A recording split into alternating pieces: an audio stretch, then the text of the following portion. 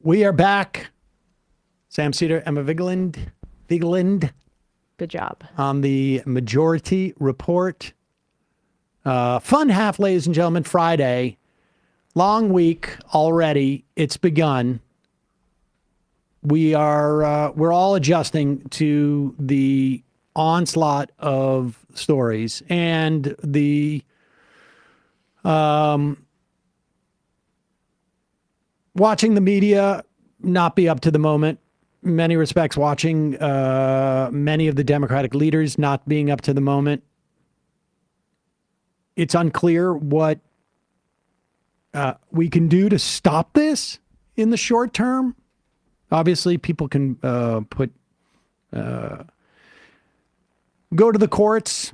The difference this time around, of course, is that Donald Trump has about 270 appointed federal judges now, which he didn't have at this time in 2017. It's an opportunity for Democrats to take some time to make people appreciate what, it seems to me, what our federal government does. I hearken back to the wake of the financial crisis where Obama supposedly, when he made his turn to austerity, it was reported at the time that he was saying we don't have the resources right now to try to explain to the American public why their deficit hysteria is not as relevant as they think it is. Well, if there was ever a time and an opportunity and a lower opportunity cost associated with making the American government understand that you can call them faceless bureaucrats, but they do stuff. They keep planes in the air. They find out why planes fall into rivers. They keep rivers clean. They keep our food supply safe. They keep our, speculative markets at least somewhat on the up and up. They do. They get the checks out the door. We could go on and on and on. And it feels to me like we're not seeing enough of that. Good for Democrats for boycotting the Senate Budget Committee meeting where they okayed Russell Vogt, OMB nominee, through, and hopefully we'll see more of that. But here's where the media fails. I want you to imagine, and I know, we're going to do this a million times. We did this with Donald Trump the first time around. What if Barack Obama said this? But just imagine if on day one, Pete Buttigieg was in this situation and answered questions like this. MTV, the Real World. The Real World Christian. Real World, what's his name? Sean Duffy? Sean Duffy. This is the reality TV administration. He is the transportation secretary, and he wants to assure you that planes falling out of the sky, not the plan. That the helicopter was on, is that a common flight path, and is it normal for helicopters to get clearance to cut across busy footpaths? So I don't know if you all could hear the question. It's a question about the flight path of the helicopter. I don't want to go into too much detail about the information we have from the FAA. Pause it for a second. Why do you think that might be? Do you think it's because that's sensitive information? Or do you think it's because he never bothered to ask? But he's going to pretend he did. Go ahead. Go into too much detail about the information we have from the FAA, but obviously it is not standard to have aircraft collide. I want to be clear on that. But prior to the collision, the flight paths that were being flown from the military and from American, that was not unusual for what happens in the DC airspace. Okay, and, so he just wants to be clear, though. This is not going forward. This is not the standard plan to have aircraft crash into each other. It'll just probably be an offshoot of the austerity and deregulation that the Trump administration wants to pose. So don't worry, it's not intended, but what we're intending to do is deregulate the airspace so Elon Musk can send whatever junk he wants up into space because he has some beef with the FAA. And whatever happens, happens. Don't worry about it. Well, let's you can say we don't have an FAA, but let's give Sean Duffy the opportunity to address, who is the acting FAA director? Because of course there is one, right? And The buck has to stop somewhere. yeah, let's ask him. Is there an acting FAA director? Well, Walking away. no, but there is somebody who hands out jackets with the words FAA. So I guess it's the same thing. Ask Doge. As I said yesterday, Michael Whitaker stepped down as FAA administrator on January 20th, the day of Donald Trump's inauguration. This is The Verge. After clashing with Elon Musk, whose company SpaceX is regulated by the agency. Musk publicly called on Whitaker to resign after the FAA fined SpaceX for failing to get approval for launch changes. And now the power vacuum at the agency comes into sharp focus after an Army helicopter, and they explain the details. Whitaker was only a year into the job when he announced his intention to step down. He had several years left in his term. His resignation clears the way for President Donald Trump to name his own replacement. Trump is basically floating an executive in the aviation industry. Musk, a major donor to Trump, is reportedly helping the administration vet candidates to certain positions and is directing an effort to purge thousands of federal workers from all levels of the government. And while it's unclear whether Musk has been directly involved in picking a new FAA administrator, the billionaire mogul has reportedly been involved in overseeing Boeing's development of the next Air Force One jets. But Musk's effort to get Whitaker were well known even before Trump's victory in November. He complained many times about the FAA, lashing out in September after the agency levied a $633,000 fine for launching missions with unapproved changes. And Musk is worth over $400 billion. Hold on for a second. A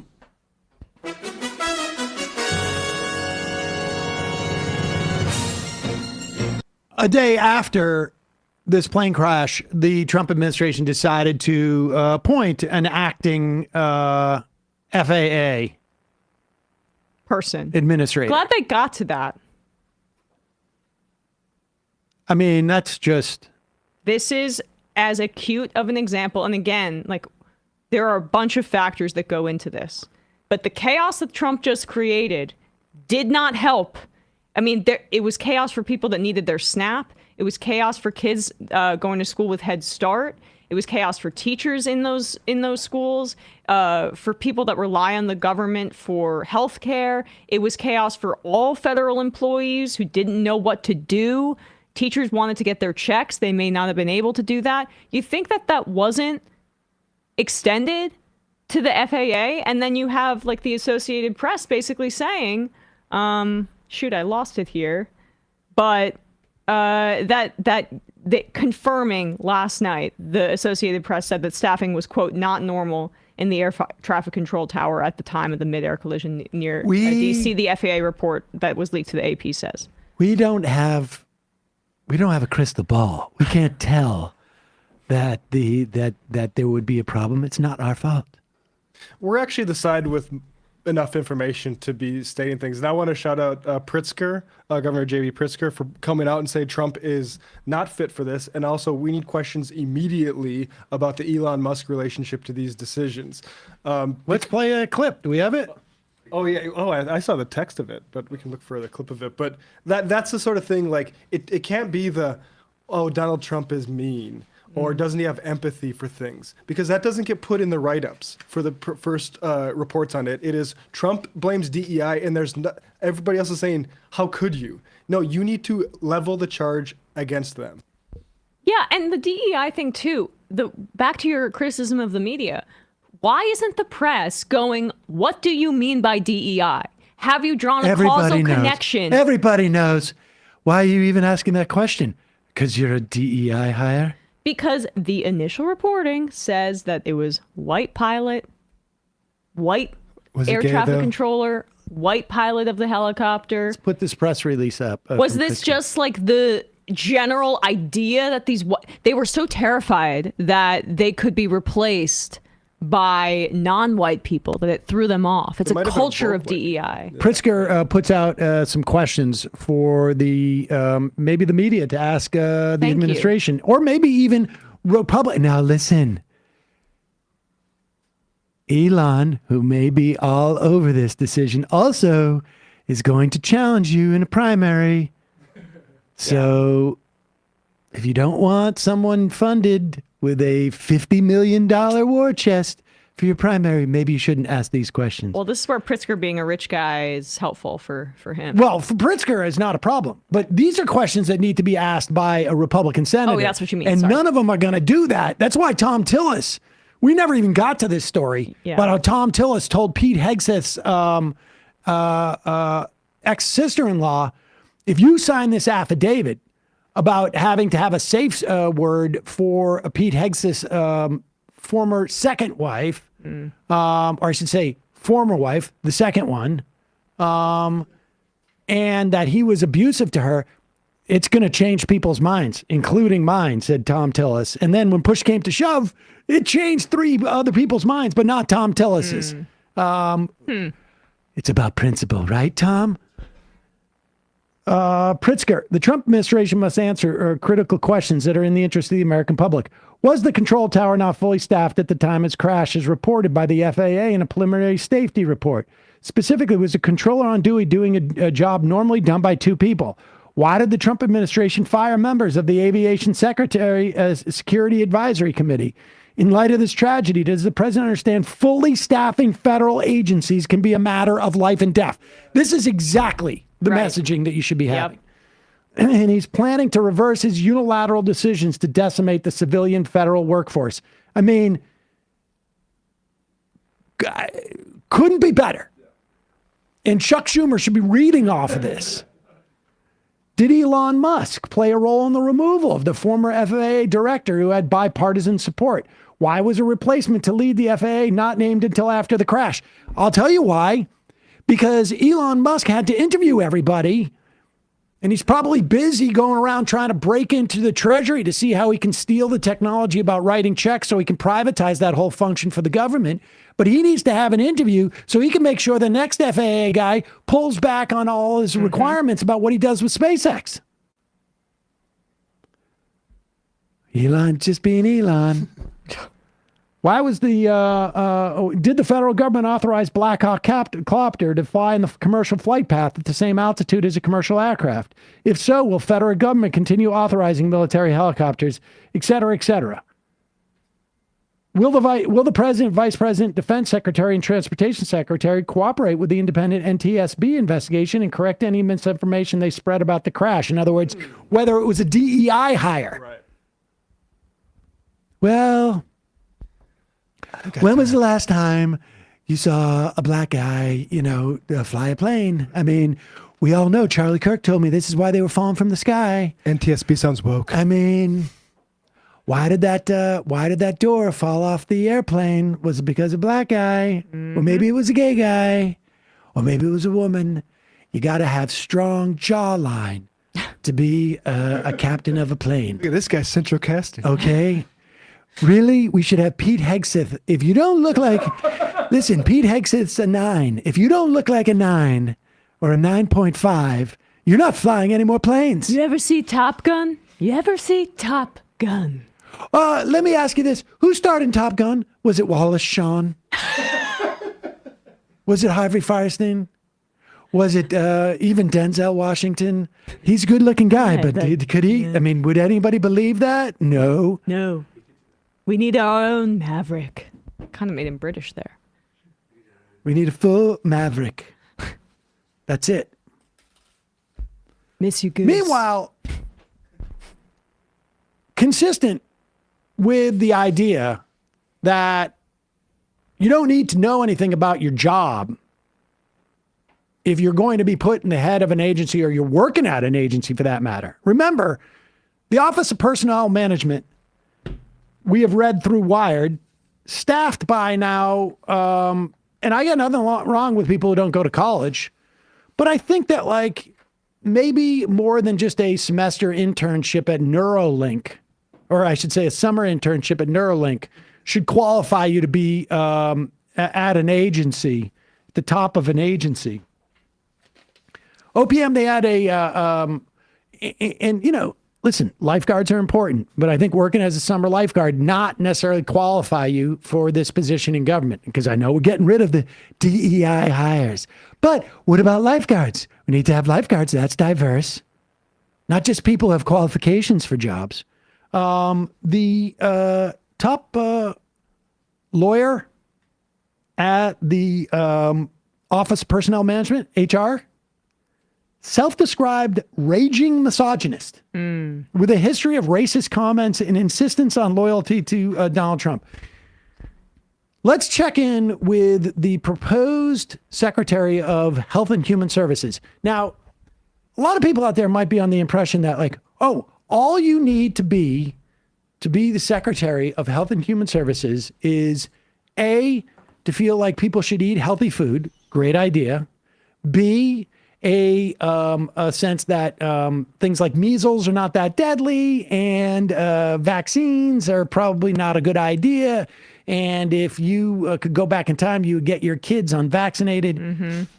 There's more to the job than that, because HHS runs, among other things, Medicare and Medicaid. Now, that constitutes like what? An eighth? I mean, healthcare in and of itself constitutes 1/4 of our GDP. But of our population, with 61 million on Medicare and 72 million on Medicaid, and then there's 7 million on CHIP, which is the children's health insurance. So you're talking about a little bit less than half. So maybe let's say, like, okay, this is an eighth of our economy. Fully an eighth of our economy, minimum. And that's just those two programs, 3 programs. You would think that you should know some of the basic outlines of it. And now, I don't know if you do, people listening to us, because you're not the nominee for HHS secretary. Just a reminder, Medicare you get at age 65. Medicare is a government-run health insurance program. There are options also within Medicare. One is called Medicare Advantage. It's basically a privatization scheme of Medicare. The government has known that it overbills and that it is subject to all sorts of, like, let's just call it hijinks. Like, you can lose your coverage, you can lose they'll change the providers around, they'll change what is on their schedule of drugs, et cetera, et cetera. And it's very hard to get out of it once you opt in. Medicaid is for low-income people, and up to 400% of the poverty line, if I'm not mistaken, you are eligible through Medicaid expansion, or I should say 133%, of the poverty line. Not all the states, some Republican states haven't expanded that way, but up to 100%. Now, it is block granted. Medicare is actually provided by the federal government. It's a federal insurance. Medicaid is block granted, more or less, to states, and they get to implement it in different ways. But it is, when they deliver it, it is a free. Medicare has a small copay and sometimes some deductibles as well. Go ahead. Oh, this is a question, I should say, from John Cassidy, right? Bill Cassidy from Louisiana. Republicans, again, are looking at ways to potentially reform Medicaid to help, pay for President Trump's priorities, but to improve outcomes. What Pause it. Okay, incidentally, and it's good that he said that first. President Trump's priorities are tax cuts for wealthy people. So we're looking for cuts and to improve outcomes, of course. Of course. I mean, of course, we want to improve outcomes, which of course means, like, how can we have less people on it? Or how can we save money? Go ahead. Again, are looking at ways to potentially reform Medicaid to help, pay for President Trump's priorities, but to improve outcomes. What thoughts do you have regarding Medicaid reform? Well, Medicaid is not working for Americans, and it's specifically not working for the target population. Most Americans, like myself, I'm on Medicare Advantage, and I'm very happy with it. Pause it. Oh, wow. Now, first of all, most Americans are not on Medicare Advantage. Right. It is a subset of people who are on Medicare. People with Medicare Advantage actually largely are unhappy with Medicare Advantage. But when you're asked about Medicaid and your response is, I'm on Medicare Advantage, is like, I guess, like, how did you find Grapes of Wrath, Sam, as a book, now that you're giving us a book report? Well, I'll tell you something.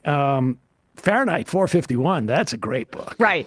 Right. So he's touting essentially that he's on private health insurance. He's buying time because he didn't even think about it. Somehow anticipate that this most basic question. He's got to read in between T cycles. Let's go, buddy. Go ahead. Most Americans like myself, I'm on Medicare Advantage, and I'm very happy with it. Most people who are on Medicaid are not happy. The premiums are too high. The deductibles are too high. Oh, pause it for a second. Wait a second. The premiums are too high on Medicaid. Is that why they don't like it? And the deductibles are too high. Bradley, can you Google what is the average Medicaid premium? That's like what you pay for your insurance. What is the average Medicaid premium? Because this must be probably too high. What is it, Bradley? Could you tell me? Generally considered to be near zero. Near zero. That's odd because, of course, Medicaid is a program for low-income people and they pay zero premiums. What is the average Medicaid deductible? I probably should have asked this before the show. Let's see. Typically very low or even no deductible. Oh, so it's almost zero. That's interesting. Well, maybe Bobby is familiar, RFK Jr. is familiar with a different type of Medicaid. Or maybe he's just misspeaking. Let's hold that up here. Maybe he's just misspeaking. We'll keep that right on the side. Go ahead. Are not happy. The premiums are too high. The deductibles are too high. The networks are narrow. The best doctors will not accept it in the best hospitals. And particularly, Medicaid was designed for a target population of the poorest Americans. It's now been dramatically expanded. And the irony of the expansion is that the poorest Americans are now being robbed. Their services have dramatically decreased, even though we've increased the price of Medicare by 60% over the last 4 years. All right, pause it. Now, I'm going to assume he got Medicare wrong when he said he increased because he's conflating Medicaid and Medicare, which, to be fair, there's a lot of people in junior high who do that. And even I know college students who conflate Medicare and Medicaid because they're not the nominee for HHS to run the whole system. By dramatically increasing it, now if you're at 133% of poverty, you can get it. Also, it was increased through the ACA over the past 10 years because the states, because of the Supreme Court, were able to opt in. And I think we're at 46 states or 43 states now have expanded Medicaid. The idea that this means that low-income people are being robbed of their health insurance is a function of states that have made it more restrictive and us just not wanting to pay more. To cover people, you got to pay more. Right. Now, we've also had savings because a lot of these people now are actually getting some type of care instead of waiting until whatever it is, their toe infection gets them into the ER, and then we all have to pay it within our health insurance rates, or they have untreatable cancer, or whatever it is. Is he conflating the expansion of Medicaid under the Affordable Care Act with an increase in cost? Is that what he's attempting to do? He could be also talking about COVID costs that were associated. Now, COVID wasn't real, or to the extent that it was, a Chinese bioweapon. Well, or to the extent that it just happened to be not targeted towards Chinese people and Ashkenazi Jews, obviously. And it was obviously just sort of a bit of a scam, an authoritarian thing. All right, is that all that we have from that? Okay, let's play the second clip. Matt, remember what that second clip was? Because I want to give RFK Jr., because I've always considered him to be a very smart guy and well-read. I want to give him the benefit of the doubt. Maybe when he was talking about all this expansion that people don't like the premiums and the deductibles, he was talking about the ACA, which is the Affordable Care Act, which actually uses private health insurance and has exchanges. Now, we know premiums support was actually expanded. I think it was in the IRA or the it certainly was under the American Rescue Act. And we've had we just went through 24 million Americans signed up through the ACA. It is a suboptimal way of people getting health insurance, far too expensive. We should have a single payer system. But maybe that's what he was talking about. Let's play this clip. He is being asked by, who was it? The senator? Ben Ray Lujan of Ben New Ray Mexico. Lujan. Okay, let's hear the question, and then we'll play Kennedy's answer on Medicaid. Good. Okay. Recent polls have shown a fifth of Americans can't locate the U.S. on a world map. Why do you think this is?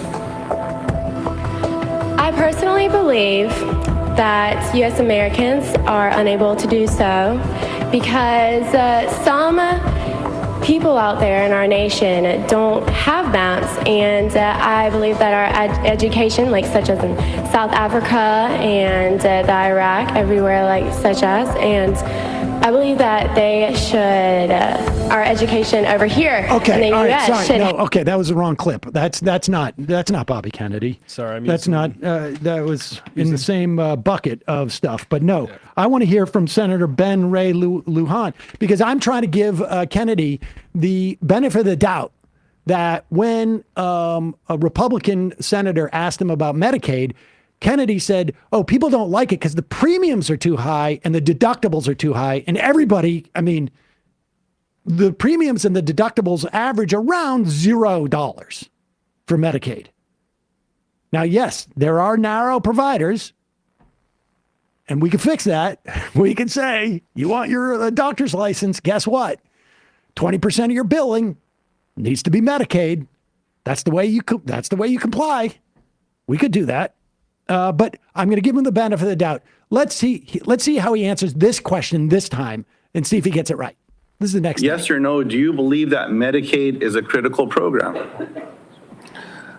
I believe that Medicaid is a critical program, but that it's not working as well as it ought to be. And President Trump has asked me to make it work better, that most Americans are not happy with it, that the premiums are too high, the deductibles are too high, and everybody's getting sicker. Too much money is going to the Kennedy? Insurance industry. Pause it. Okay, now wait a second. This is the second time he's asked this question about Medicaid. Again, he says premiums are too high, deductibles are too high. They're about at zero. Too much money's going to the insurance companies with Medicaid. It is a government-run insurance company. Yep. Essentially. A program. After he bragged about having Medicare Advantage earlier on in the questioning. And so Trump is tasked him with improving it. Now, maybe this is all about managing expectations, because then Kennedy can come back to Trump and go, guess what I did? I got rid of the premiums and the deductibles. Wow. How do you in the world vote for a guy, confirm a guy who doesn't know the most basic thing about Medicaid? The most basic thing about Medicaid. Honestly, if I ask my 19-year-old daughter, difference between Medicare and Medicaid, Medicaid is free. It is for low-income people. She can't tell me about narrow provider corridors. She can't tell me about what the benefits are on associated there. She can't tell me about folks who are on both Medicaid and Medicare simultaneously. You know, you're 65. She may not know that 2/3 of people, of elderly people in nursing homes are on Medicaid, but she knows. You know, and there's some osmosis. It's not like she knows a little more than typical. But she knows you don't pay. I mean, you learn this in like high school or if not in like a government one-on-one class in college. But this is what happens when they're nominating a guy who, you know, I really do think has lost his mind to a certain degree and is on like a real ego trip. But he's a very wealthy person who has never known healthcare to be a financial struggle and has made health into this bespoke, libertarian, individualized, pick and choose kind of a consumer choice. And we talked about this yesterday when we were covering some of the other parts of his hearing, his first hearing. It's exploiting people's anxiety about not being able to afford their health care and making it about like these diversionary tactics, like leading peptides. them away from the solutions. I was going back to like some of his other tweets here where he's saying that the problem is that the FDA has a war on public health, suppressing psychedelics, peptides, stem cells. I mean, back to the Bush administration, we could talk about that, but raw milk. I mean, ivermectin, hydroxychloroquine, two things made by big pharma. But you see how he envisions health here. It's what his homeopathic doctor provides to him at his house that he pays probably what? $10K a month for, injecting the peptides and the tea and doing pull-ups. If you are somebody who is not in the 1%, your lifestyle is not going to be able to match RFK's when it comes to health. He's diverting energy that should be going towards decommodifying our healthcare to get people to buy supplements. If you extend what you've just said about him, his position on vaccinations makes total sense because he does not believe in public health policy. He does not believe in the concept of public health.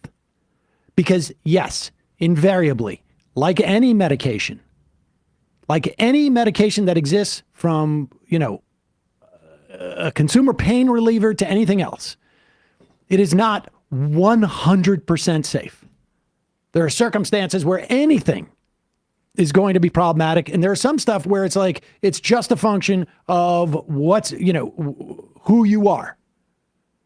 But the idea about vaccinations and the reason why we do have an extrajudiciary vaccination court to pay out compensation for people that are injured by vaccinations is that as a public health matter, the public is going to be more safe. Now, understand, with vaccination, even if there are some people who are subject to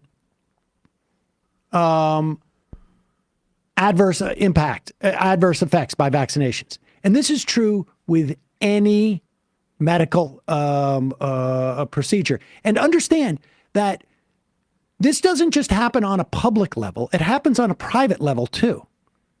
When your health insurance says, oh yeah, dude, we got that bill for the dental work you got, or if you got dental insurance, or we got that bill from your medical provider, we don't cover all this, or we don't cover any of it. And you're like, why? It's because they just are like, we don't think it's medically necessary, based upon, incidentally, a much more limited data set than we would get from national vaccine programs or from, let's say, even Medicare on these things. And they make that determination. They're doing sort of like a reverse public health thing. They're just doing it they're using the same sort of like algorithm, but they're just basically doing it in terms of profit. But public health is looking across the public and saying, what procedures are we going to support? What procedures are we going to mandate to protect public health? He doesn't believe in that because he does see health is fundamentally an individual thing. He doesn't have a recognition of public health. And that is very difficult to reconcile when you are going to be in charge of the U.S. government's health and human services. Yeah, and this is why he is not distinct at this point from the Republican Party or their movement.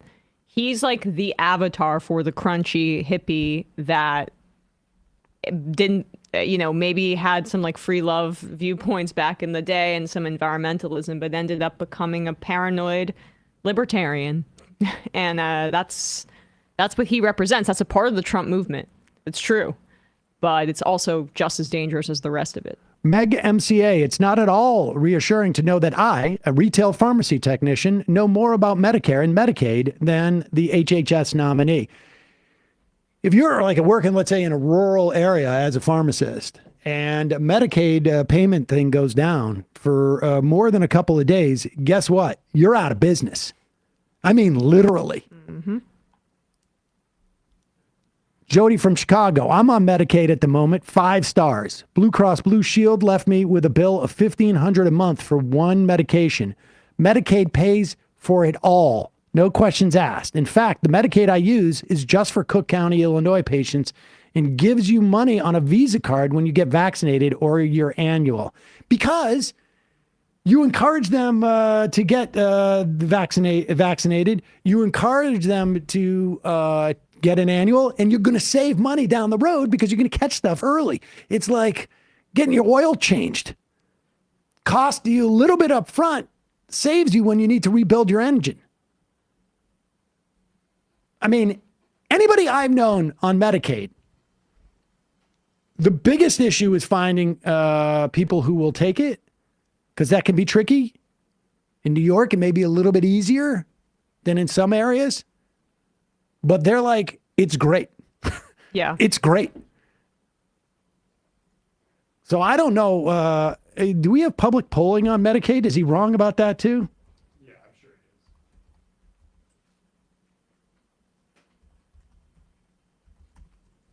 But he's definitely wrong about the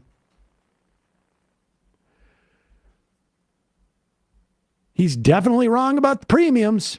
Mm-hmm. Oh, large majorities. This is from Kaiser Foundation polling. KKKF? I don't know what that is. Public holds favorable view of Medicaid. The January 2025 KFF health tracking poll found 3/4 of the public say they have either a very favorable or somewhat favorable view of the program. Well, I wonder, this is just general population. I wonder what it says about people who are on it. Generally, public is in favor of it. It's amazing. He doesn't know. He just doesn't know any of this stuff. It's like literally somebody said, all you need to know is that you didn't do anything in Samoa. David Griscom pointed out, Libs of TikTok tweeted, I ask, and this is quoting RFK, I ask any Democrats who are chuckling now, do you think all that money, $900 billion that we're sending to Medicaid every year has made Americans healthy? Do we think it's working for anybody? Griscom says, yes, it was very helpful that my family was eligible for Medicaid and was able to go to the doctor as a kid, you fucking moron. Right. I saw he put that out there. We just gave you the numbers of like how many people. So 72 million for Medicaid, and then 7 million for CHIPS, the child's health version of that. We got to look into like what Medicaid, but I mean, I love LA. Sam, I was on Medi-Cal. I had cancer a few years ago, covered all my hospital time, chemo, radiation, docs, visits, and medics, 100%. Yep. Zoe from Wisconsin, as I'm a pharmacist. When Medicaid went down the other day, we were getting claims for $3,000 minimum for PTS taking a biologic medication, for patients taking a biologic medication for asthma until we were able to re-enter. This is medication that allows people, usually kids or elderly, to live a normal life with asthma. Business needs to get out of healthcare.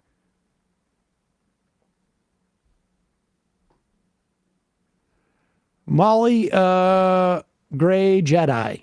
I had a child in 2016. It was $65,000. Medicaid paid the whole thing. I've never been more thankful that the government made sure I didn't die when they cut me open to save my baby's life.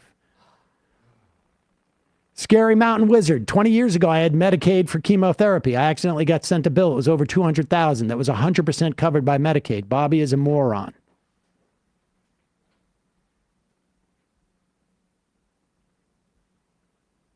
Extremely dangerous too. I mean, people are going to suffer greatly because of this idiot, because I think he's going to get through. Or whichever idiot takes his place. I don't know. We'll see what Bill Cassidy does. Although I did said they follow that up on that? Did Luan follow up on that question? Like, wait a second. What did you say about Medicaid? Did anybody follow up on that? Yeah. I mean, seriously? Is this a deep government secret that we want to keep under wraps? You know, it very well may be. It very well may be.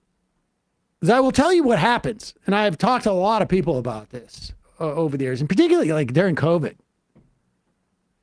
There are people who really resent. Why is that person in line at the doctor's office? They just show their Medicaid card, and they don't pay anything. And invariably, the way that our press and our politicians have set this up, all it does is breed resentment. See if there's a follow-up question. We put that back up and just see where. Let it run after he says that. Much money is going to the Kennedy? insurance industry. I have a series of yes or no questions. They're pretty simple. Because you heard we're not going to get a second round of questions, I ask for your indulgence to be able to get through them yes or no. In New Mexico, as you know, Medicaid is often measured state by state. Right. It might surprise you. You know, like...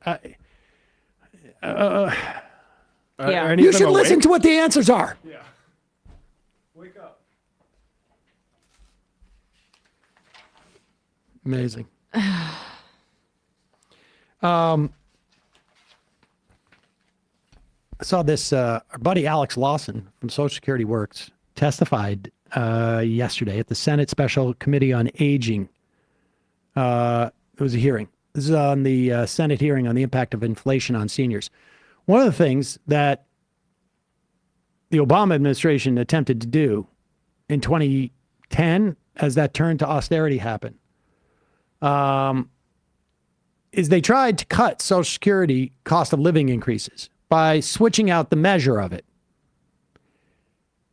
The cost of living increases for Social Security actually, in my estimation, and in many experts, downplays the role of inflation on seniors, because seniors rely on medication, which it tends to be one of the most expensive things. Like the things you live on when you're older, they tend to get more expensive at a faster rate than other things.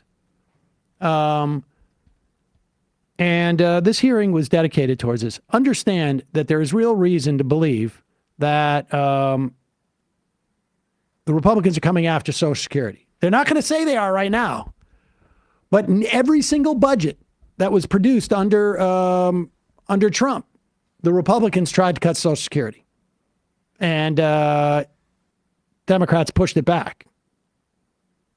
But we'll see. Here is Lawson. I can't tell. These things are. The first one is wrong. What is this one?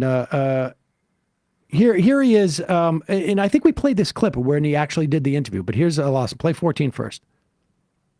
Older Americans rely on to put food on the table. Just last week, the new Trump administration repealed an executive order from President Biden that directed the federal government to find ways to lower drug prices. The Trump administration is already favoring big pharma at the expense of seniors and working families. There have also been calls by Republicans to repeal the Inflation Reduction Act, which gives Medicare the power to negotiate lower prices on key prescription drugs.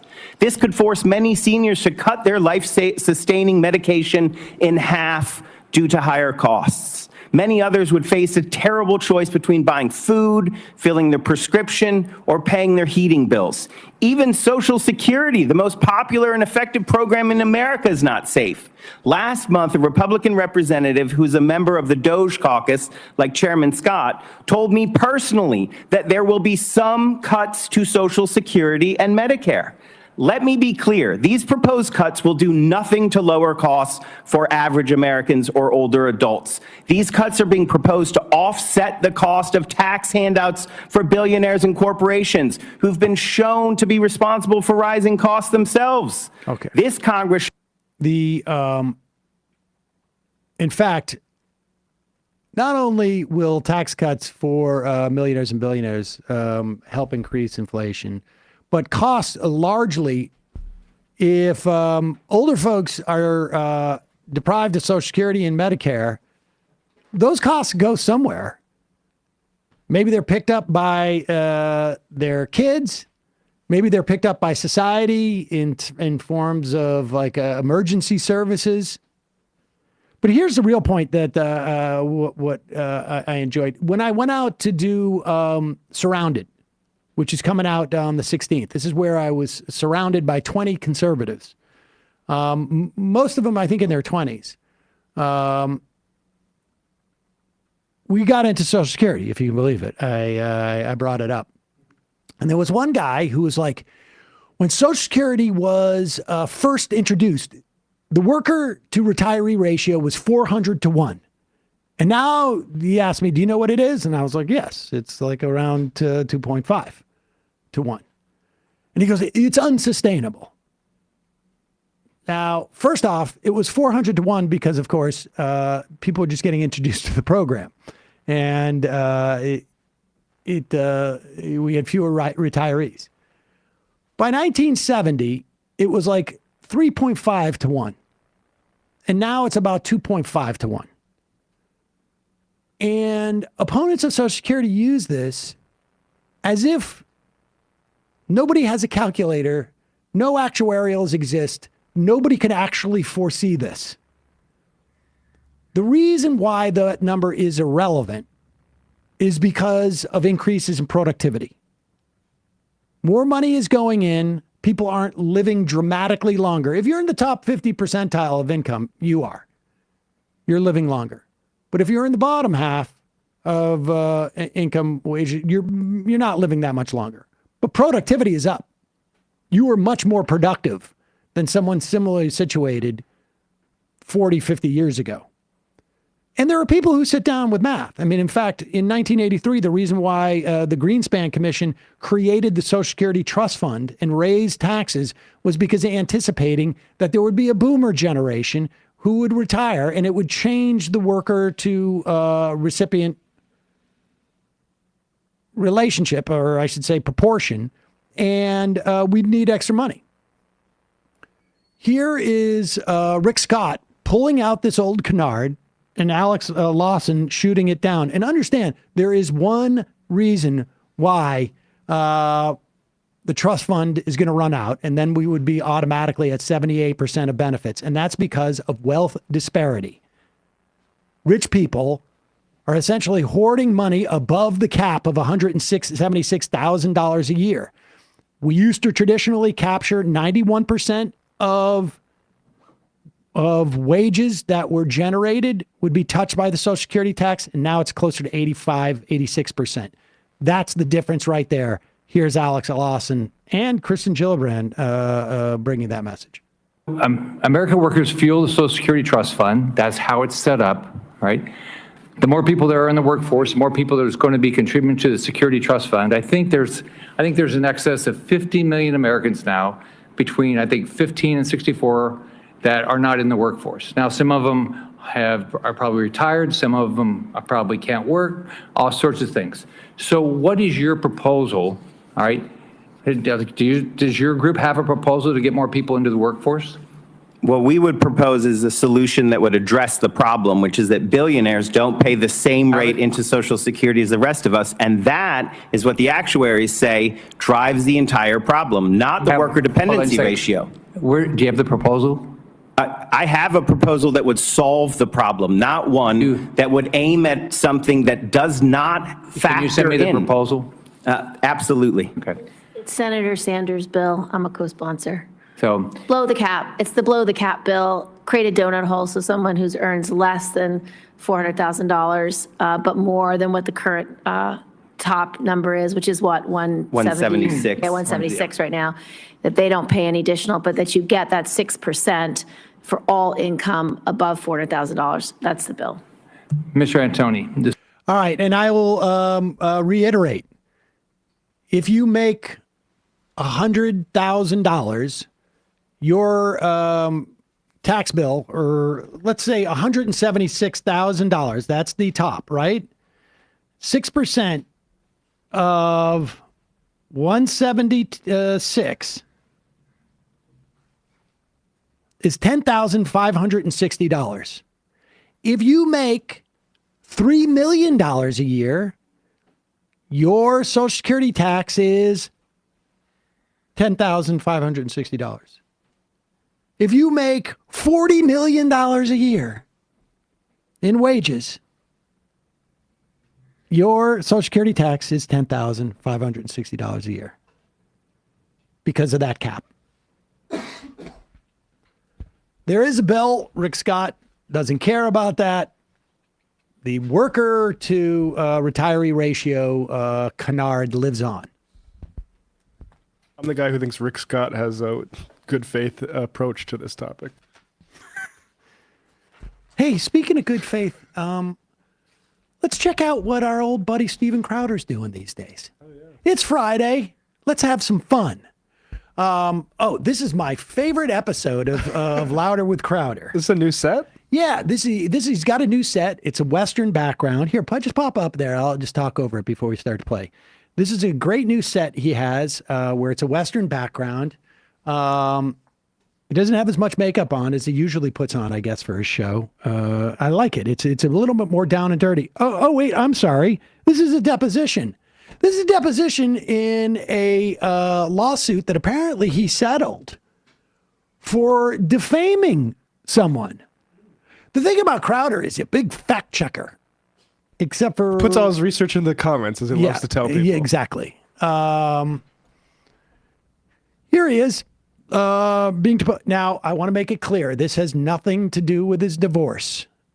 This has nothing to do with the video of him berating his pregnant wife. Growth in his lawyer. Nope. This is a completely different legal situation that he's in. In terms of, let me do it this way. You would agree you should not display the image of a suspected mass murderer unless the image had been confirmed by someone involved in the official investigation or by reference to some kind of primary source. Do you agree with that? No. All right, pause it. Okay, so now the reason why he says no, let me just give you a little bit of backstory. There was a mass murderer who shot up a mall. This is in California, right? Texas. The mass murderer shared the name of somebody else. And a couple of websites started putting up the picture. And in fact, if I remember correctly, Steven Crowder crapped all over. He said he had to find the picture. What was it from? Like some like foreign outfit. Can you look this up as to what the outfit is? Where Crowder had to find this picture because no one else had the guts in the American media landscape to put this out there. And only he had the guts to show it. I can't remember what it was. I don't want to say the publication that he claimed he got it from. But maybe we'll play that clip on Monday. But Crowder was super excited that he was going to be doing the one. And so he has to say, no, I don't need to check the validity of a picture. Why? He doesn't need to, and he's going to explain right now. Let's hear it. Source. Do you agree with that? No. Okay. And would you agree that you don't fulfill your responsibility in verifying the photo of a mass murderer by assuming that another news organization has verified the photo? No. Okay. I don't agree. What are your requirements for publishing a photo allegedly showing a mass murder? Objection form. So the process would be similar for any stories in which we're not the primary source, to use your example, would be to find at least one source that would be viewed as legitimate. So usually that's why, when we provide references, we often use left-leaning sources, which we make available every day for every show, and then confirm it with another source where it is available. That would be the process when it's someone else's reporting. Does it matter who's reporting it? That's why I said you try and find the initial, the most credible source to use as a primary source, because it's a little different when covering news. Pause it So, for a to second. give you an example. Okay, this is a fascinating look into he's thought about this stuff. It's fascinating to me. It's like we use left liberal sources. That's what set us astray. What was that was it someone saying it was Today News Africa? I don't know if that's I'm seeing on Reddit Real Africa News. So Real African News. Yeah. And so that would be Simon Atiba, who's a reporter there. He was also named in the lawsuit, as well as Televiso Univision, which is a Spanish language channel. They were both named in the lawsuit as well. Okay. Now, we don't do this. We never put up pictures of people like this, and we wait a couple of days because it's just not worth it for us to, with the opportunity of spreading misinformation, which always in the wake of these things happens. But I love to hear how he justifies it. Are those guys, Simon Atiba, that news outlet, are they left wing? No. Oh, they're not, but they're from Africa. Well, Atiba. I had credentials with the White House correspondence, and he was always asking right-wing framed stuff to Korean John. Oh, yeah, okay, but it is from Africa. So okay, go ahead. Yeah, it's kind of left. Reporting it. That's why I said you try and find the initial, the most credible source to use as a primary source, because it's a little different when covering news. So to give you an example, if there is a new study conducted on, let's say, COVID intervention, primary source would be one on PubMed, right? The people who conducted the trial. Secondary source would be CNN covering said clinical trial.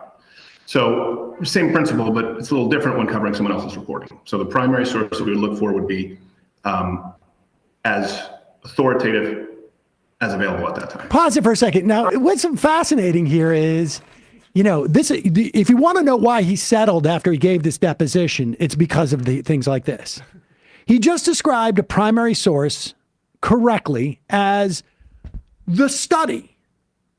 And then the secondary source is reporting on the study. But when it comes to the shooting, the primary source would be not a news outlet, but the police, let's say. In this instance, the police. They're doing the investigation. If the police put the picture out, you would be protected because it's the police who are doing it. Or if even local news, but I don't know. Maybe you'd have a better argument. So I'm just running with that's basically our approach is yeah, I think but we wait a lot on those for that reason. Yeah, we're not taking Real News Africa's sort of fresh off the press. When all of a sudden no one else is willing to report on something, it sets off a little bit of alarm bells. But the point is, he just switched between what is a primary source and a secondary source. Primary source does not change based upon what you can find. Primary source is the primary source. It's not the best of a few options you have. Go ahead. But it's a little different when covering someone else's reporting. So the primary source that we would look for would be as authoritative as available at that time.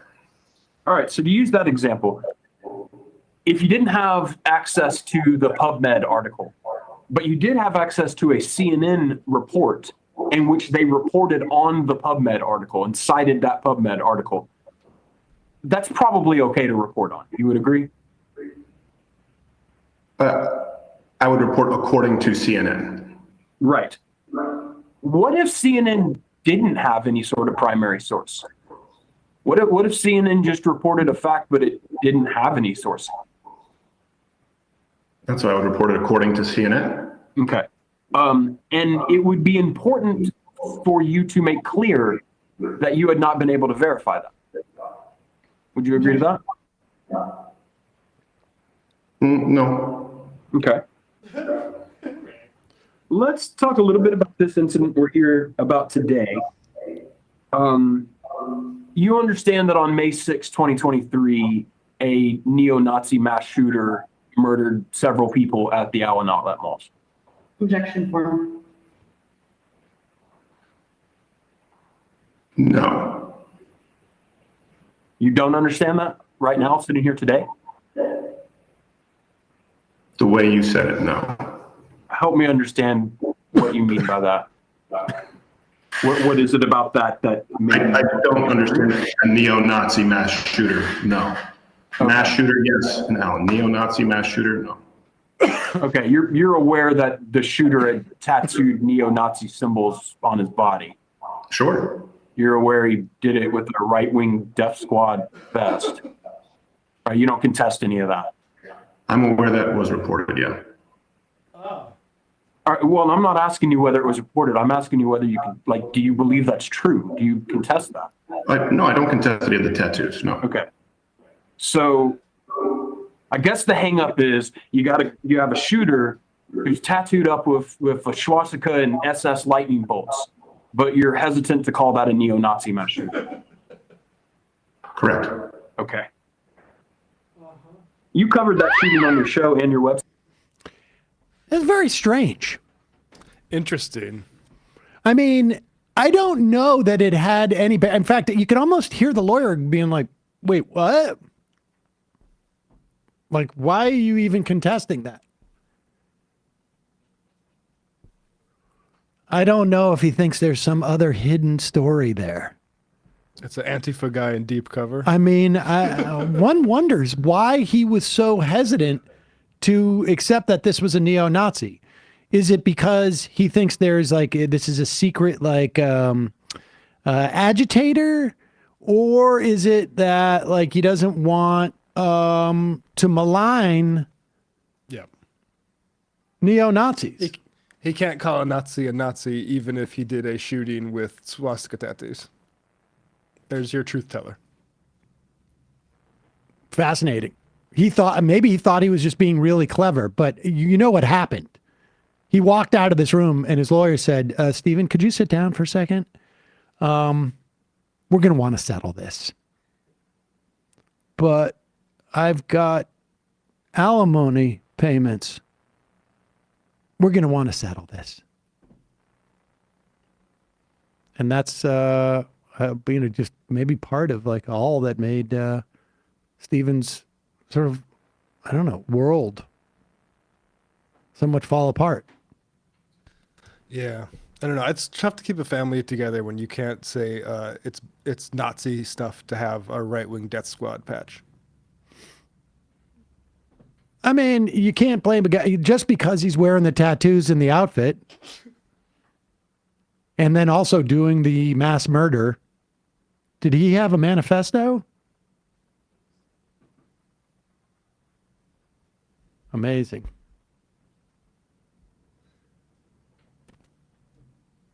Oh, did he have a bit of Hispanic background? Is that why Crowder doesn't want to call him a Nazi because he's not pure white? Maybe. Exactly. I would have never let him into my organization. Losers. He had a number of like writings and online postings that had similar subject matter, but not like a defined manifesto. I would have loved to hear the answer. Like, why don't you think he was? What? Do you have a theory about that? But I guess that was a little bit off topic. Pinochet fan. Folks, we have run out of time. I had contemplated maybe we would get an opportunity to take phone calls today, but hope springs eternal. A lot of news these days. We will be back on Monday, of course. Let's read just a couple IMs. Emma's distant cousin. I was wondering if my wife of 19 years could get a shofar. She passed away a week ago. I didn't think I'd be a widower at age 41. Sorry, man. So sorry about that. This goes out to your wife.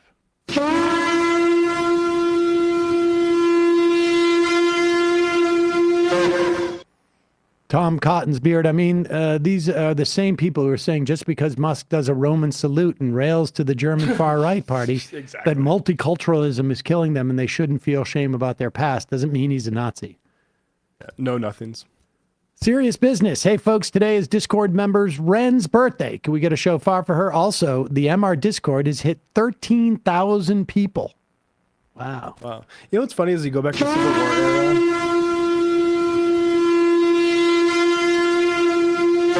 And you had the nativist know-nothings who couldn't really like directly address what was going on in the world, but just be reactionary. And then you had the wide awakes who were ready to destroy slavery. It's interesting how that's... When was this? Civil War era. The wide awakes versus the... The wokes versus the who? Wide awakes, yeah, and versus the know-nothings.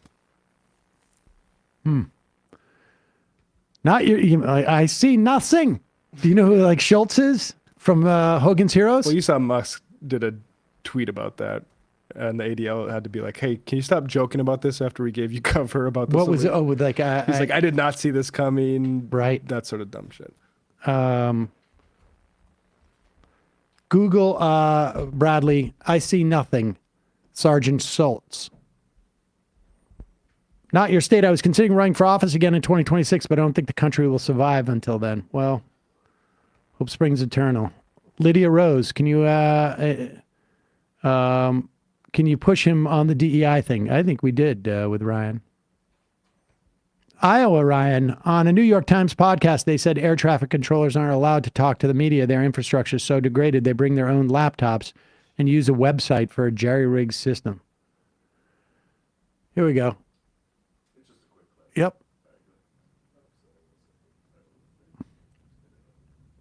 Oh, I see nothing. I was not here. I did not even get up this morning. That's it.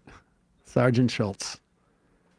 Monopsonus, you're all in a suspiciously cheery mood today. Gallows humor. Yeah. Matty Moron.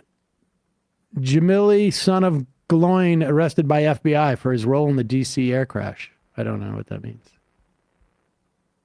Dark Soul. Are you telling me GameFAQs thread wouldn't be considered a primary source on a mass shooter if no one else is reporting it? I don't know. It seems unlikely. Placing polymarket bets each weekend on when Sam says we'll be back Monday, if that's true, or we're being bathed by nuclear hellfire instead. That polymarket populism is raging.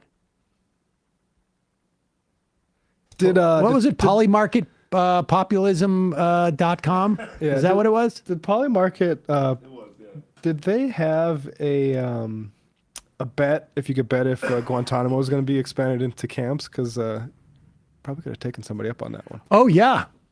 I saw that. Didn't Francesca ask, didn't Jenk say, you're being ridiculous. Camps. Reach out. Shake your Gurga. Live from the Polymarket studio in LA. There you are. Live from Guantanamo. 3 square meals. Shake your Gurga. Did you guys watch Mark Bankston's Questioning a Crowder? There's something so theatrical about Bankston's work on both the Alex Jones case and this one. It was like watching someone polish a series of Chekhov's guns and then put them on a wall and then wink at the camera. I didn't know that was Bankston. Yeah, I got to go through more of that. Dave from Jamaica. Play Polymarket song. Dipping Toe, They in Bathwater. All right, 5 more of these, and then we got to get going. Cromwell's severed head. Isn't this exactly what accelerationists from both ends of the political spectrum were wishing for? I mean, maybe. I don't know if that acceleration seems kind of like a after-the-fact coping mechanism than actual political philosophy to me. Yes, but sometimes people exercise it beforehand.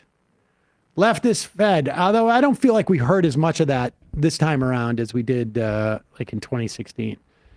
Leftist Fed, Hey guys, I'm a federal employee in Boston and I'm an AFGE union rep. I can try to provide clarifications or answer questions you might have if you'd like.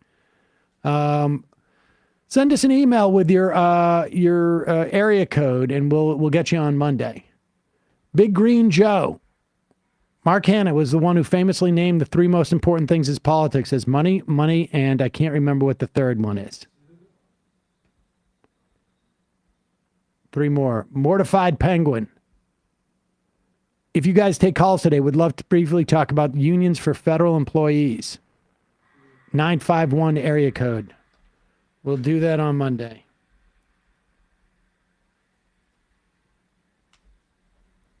Okay. And two more. Anarcho-capitalist, precision scheduling railroading will be the death of us all. And the final IM of the week.